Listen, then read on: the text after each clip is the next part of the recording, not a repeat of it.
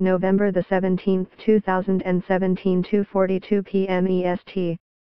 Canadian inflation eased for the first time in 4 months in October as gasoline prices fell and the economy showed few signs of price pressure, bolstering the view the central bank can afford to wait before it tightens policy further.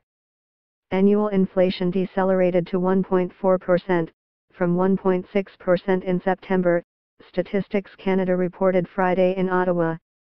That matched the median forecast in a Bloomberg survey of economists.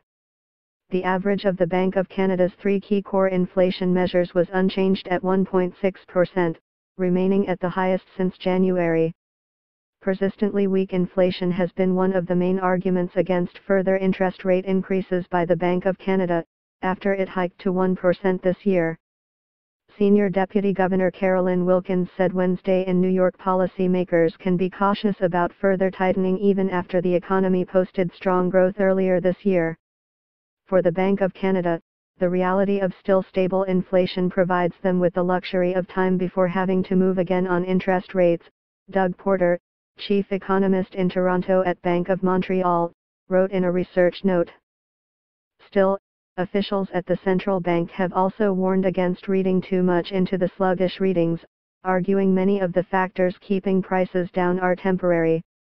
The central bank expects inflation will return to its 2% target by the second half of 2018. Gasoline prices fell 3.2% on the month in October, after surging in September on the back of supply disruptions caused by Hurricane Harvey. For the 3 so-called core measures, the common core rate was 1.6%, the median core rate was 1.7% and the trim measure was 1.5%. On the month, consumer prices were up 0.1%, in line with economist forecasts.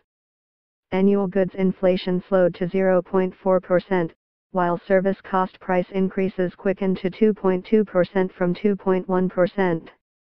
We think the Bank of Canada will want to see more evidence, and there wasn't much in October, that underlying inflation is returning to target before adding to the 2 rate increases announced this summer, Josh Nye, an economist at the Royal Bank of Canada, wrote in a research note. Bloomberg.com